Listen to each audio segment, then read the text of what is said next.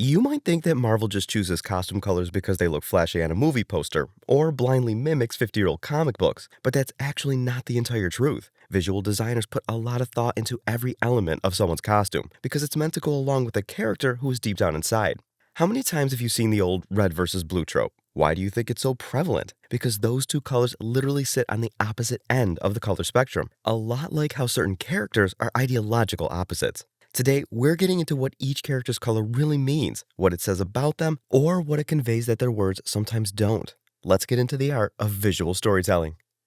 Purple. Let's start with purple, because in the Marvel Cinematic Universe, this color doesn't actually mean a character is evil. It signals something much more dangerous: power without accountability. To understand why, you have to look at the real world history of the color itself. For thousands of years, purple was the ultimate status symbol of supreme, untouchable royalty. In ancient times, creating purple dye required harvesting the mucus of tens of thousands of rare Tyrian sea snails. The process was so painstakingly difficult and expensive that purple fabric was literally worth its weight in gold. Roman emperors took this so seriously that they declared it a capital offense for ordinary citizens to wear it. If you wore Tyrian purple without the crown, it was a literal death sentence. Believe it or not, some of that psychology still sticks around. You would think that once modern chemistry came along in the 19th century and made purple cheap to manufacture, the illusion of exclusivity would just die out, but thousands of years of human psychological conditioning doesn't just vanish. In modern times, purple's attachment to supremacy and status has simply evolved. Now, I'm not here to convince you that purple evokes a biological response in us, but it has a history with status and supremacy, and Marvel takes this historical weight and injects it directly into the personality traits of its most absolute rulers. Look at Thanos and Kang the Conqueror. Both are bathed in purple tones. Their core trait isn't random malice, it's the unshakable, arrogant belief that their supreme power gives them the unique right to rewrite existence, massacre billions, and control the timeline with zero oversight. They don't answer to a court, a government, or a moral code.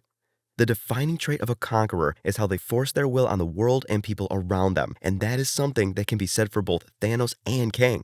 But let's step down from cosmic villains. Let's take a look at the streets for someone who does the same thing.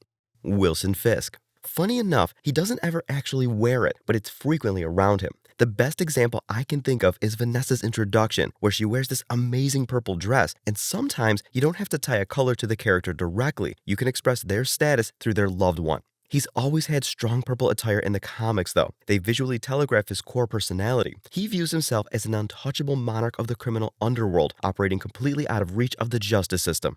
But the true genius of Marvel's color matrix lies in how they apply this psychology to heroes. Take Black Panther. T'Challa's vibranium suit absorbs kinetic energy and violently ignites into a brilliant purple glow. Even in this scene, the skies of the dimension are stained with a mesmerizing purple, and it's a place where T'Challa confronts the past kings of Wakanda.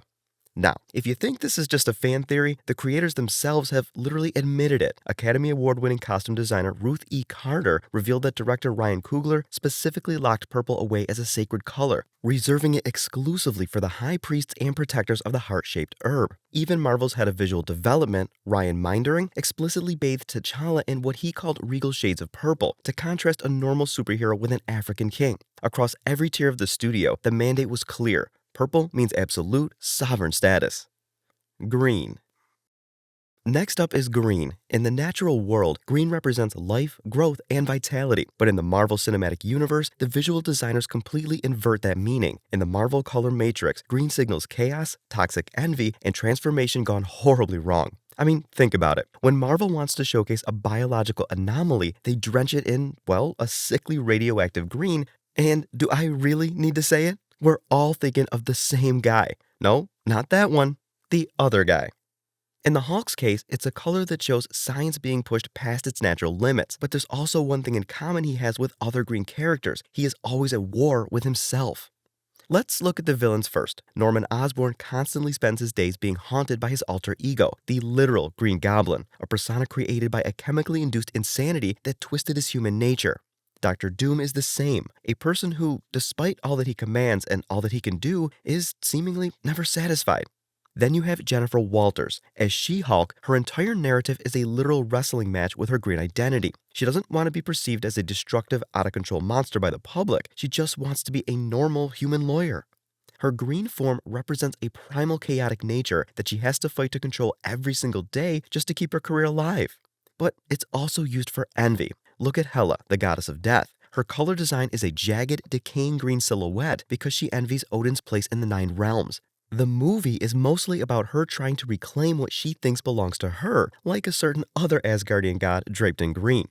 Loki. From his very first appearance in Phase 1 all the way to Phase 5, Loki is draped in deep green. It perfectly mirrors his comic book roots, signaling his toxic envy of Thor and his chaotic Asgardian heritage. He is a character defined by his inability to fight his worst impulses. What I really like, though, is that they never changed the green symbolism for him when he finally overcame his worst self and stepped up at the end of Loki Season 2. Historically, green has always been tied to jealousy, but it's also the color of rebirth and resurrection, something you could definitely say Loki went through as he decided what kind of god that he wanted to be for all of us. Blue. To me, blue is a pretty misunderstood color. People often associate it with maturity, calmness, or being the good guy. And I get it. You mostly only see those kinds of characters wearing it, from Superman to Captain America and Sam Wilson. But in the Marvel Cinematic Universe, I think blue has always represented isolation or absolute otherness. To understand why, you gotta understand blue's place in our world. If you ask an art teacher, they'll tell you blue is a cool, calming color. If you ask someone who works in science, they might tell you it's actually the warmest color out there. And both of them are right. Even according to thermodynamics, the hottest flames burn blue. But when we see blue, we think of ice, twilight, and the endless expanse of the sky. And as pretty as the sky is, it's pretty lonely up there. Now, bear with me here, but a lot of this can be said about Steve Rogers, someone who has a fiercely burning devotion to his ideals, one that burns hotter than anyone else's. How are you guys planning on beating that? Together. We'll lose. And we'll do that together too. But also someone who literally entered the MCU encased in cold, isolated blue ice. Steve spent 70 years trapped away from the world, and when he woke up, he was a man out of time, completely alienated from the world around him. To me, Steve's blue is a symbol of his own isolation. Steve Rogers is a literal ghost from the 1940s dropped into a hyper-modern, cynical 21st century. He doesn't belong here. He is an outsider looking in. Look at what happens in The Winter Soldier when his disillusionment with the modern world hits its peak. His costume strips away the warm red and white stripes entirely, leaving him in a dark, monochromatic navy stealth suit. The blue isolates him, visually shouting to the audience that he is completely alone in a timeline he doesn't recognize. We see this exact same boundary applied to Doctor Strange. While his cloak of levitation is a volatile red, his inner sorcerer robes are a deep, calculated blue, and his reality-bending spells constantly crackle with a brilliant blue-tinged light when he manipulates cosmic architecture. This blue marks him as a character who operates entirely outside normal human understanding. He doesn't live in a normal life. He stands guard over the multiverse, existing in a cold, unknowable dimension of magic that protects ordinary citizens who will never even know he exists. And sure, you could say that both of them do exist in the normal world, among people, but they do so on a very surface level. The core of who they are remains at a distance, always. Even as far as the villains go, the frost giants of Jotunheim with their icy blue skin, armor, and mastery over frost are a very isolated species. They operate from a realm that's entirely self-contained. And yes, you could say the same about Muspelheim, which is nothing but fire and red, but I would argue with you and say that Muspelheim is a desolate place with nothing going on. Jotunheim still has a society, just one that exists on its own. Red.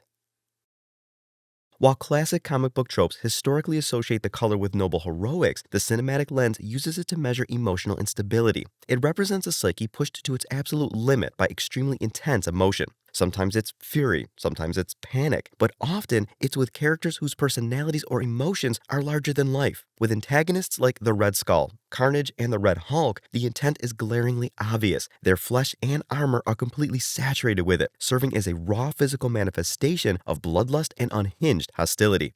But that's true even with the heroes, like Wanda, for example. She's been draped in crimson ever since her start, and while the audience always thought it was simply her comic-accurate design, but think about it. Almost every time that she's gotten truly furious, it was accompanied by a burst of red.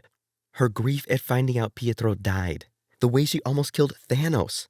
Chaos magic has nothing to do with colors, but it does have a lot to do with her trauma and heartbreak. When her sanity finally crumbled in Multiverse of Madness, her outfit simply crystallized into a deeper, sharper shade of that exact same hue. The visual cue didn't drastically change because the threat was always there. I think another great example of this is actually Tony Stark. While Tony himself might have called it a fashion choice, I think the red reveals more about him than he would admit. Tony's anxiety and paranoia were central parts of his character, and they often took over his own personal life. And of course, the same is true for Daredevil, who is one of Marvel's best takes on righteous fury. Matt believes that what he does is, at the very least, necessary. I genuinely can't think of one character who is more emotionally unstable than Matt Murdock, at least besides Wanda. Ultimately, characters tied to this palette are driven by an emotional volatility that overrides standard logic. They are governed entirely by what they feel, making them the franchise's biggest wildcats, constantly one bad day away from an emotional flood. But this isn't always the case. Some characters have colors that don't align with anything that I'm talking about. Spider-Man, aside from the events of No Way Home, is not someone that you would use the words isolation or furious for. Instead, he's one of the most sensitive characters in the MCU, someone whose character is grounded in his never-ending humanity. Silver. In design psychology, high shine metallics and bleached white tones bypass our emotional receptors entirely. They mimic the look of surgical tools, weapons, and laboratory isolation wards. There is no organic life here. When Marvel uses this color for a character, they're telling you that the character's humanity is either gone, completely suppressed, or it was never there to begin with. Of course, exceptions to every rule exist. None of this applies to War Machine, for example, who is actually one of the nicest friends Tony ever has. Look at how this manifests in a villain like Ultron. That mirror-like metallic shell is a physical extension of his psyche. He looks at the messy emotional chaos of the human race and sees only a flawed equation that needs to be solved through extinction. There is no room for empathy or compromise in a polished silver frame. I think one of the most perfect examples of Silver representing suppressed humanity is the Silver Surfer. The character, known as Norrin Radd in the comics, has a pretty similar backstory to what we see in the first steps. In order to save his planet from Galactus, he gave up his life and swore to be the herald of Galactus in exchange for the Planet Eater giving his world a pass. He also had a lover known as Shala Bal, who is the Silver Surfer we see in the first steps. Like Norrin, she too gave up her life for her planet, choosing a life of loneliness, doomed to always roam the universe and the stars as Galactus's pawn. The Silver Surfer as a character has resigned any notion of personhood thanks to their role as the Herald of Galactus. The Surfer glides through the stars in a silver coating gained through self-sacrifice, completely devoid of the possibility of connection with someone else, always burdened by the isolating weight of her role. I just want to clarify before we end this video that this is all entirely my own personal analysis. You're more than welcome to disagree, and if you think differently about the designs of the characters, please let me know in the comments. Personally, I've seen these colors used in similar ways outside of Marvel too, like silver being used for divine techniques and beings in Dragon Ball, or blue being used for cold, calculative personalities like Virgil from Devil May Cry. The point of this video is to discuss what the designs of our favorite characters might say about them. So keeping that in mind, I hope we can all get into what everyone's designs, not just their colors, say about them. Leave a like if you enjoyed the video, and let me know what you think in the comments.